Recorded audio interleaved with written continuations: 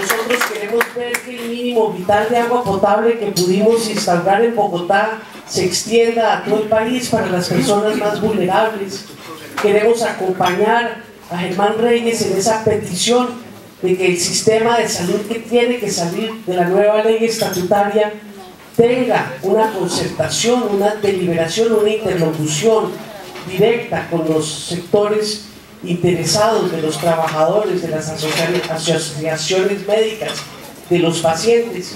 Sabemos que no puede ser nuestro proyecto, no ganamos las elecciones, Germán, pero sí tenemos que poder construir con el gobierno temas tan fundamentales para el pueblo colombiano, que son parte del programa de todos los partidos, y desde luego todos los partidos tienen que poder dar su voz y su posición en el proceso del diseño de la política. Presidente, cuente con que nosotros de manera seria y leal estamos en esta campaña, porque el bien supremo de la paz nos va a garantizar la democracia que aspiramos, para que la participación de la izquierda democrática se convierta en lo que tiene que ser en un país de tantas desigualdades como Colombia. Una izquierda democrática con una alta incidencia para corregir esas desigualdades y para construir un Estado social de derecho en Colombia desde el gobierno, no más desde la vía de la excepción de la tutela. La tutela la tenemos que defender en la reforma de la justicia, pero la mayor defensa del pueblo colombiano no puede ser la vía excepcional de la tutela. Tiene que ser la construcción y materialización de los derechos sociales, de los derechos fundamentales, de los derechos ambientales, desde el gobierno para toda la población.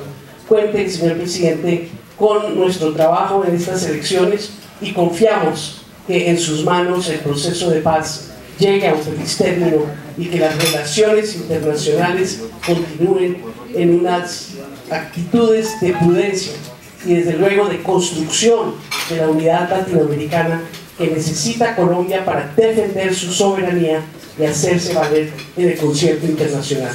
Muchas gracias. Y algo también muy importante, a lo cual yo le di especial trascendencia.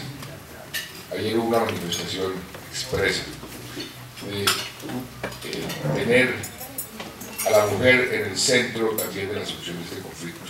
La mujer ha sido la que más ha sufrido en esta guerra, y que específicamente las dos partes digan: una política de género tiene que estar muy presente. Me parece saludable. Toda democracia necesita gobierno y oposición, y una oposición responsable, una oposición constructiva, y en ese sentido, Carla, usted y yo hemos hablado varias veces. Hoy le di con mucho cuidado y atención la entrevista de Carlos Gaviria. Tenga la seguridad de que por parte mía habrán todas las garantías necesarias para el adecuado y correcto ejercicio de la oposición. Y coincidimos, Clara, y eso lo discutimos usted y yo, en la necesidad de extender la gratuidad a la educación superior.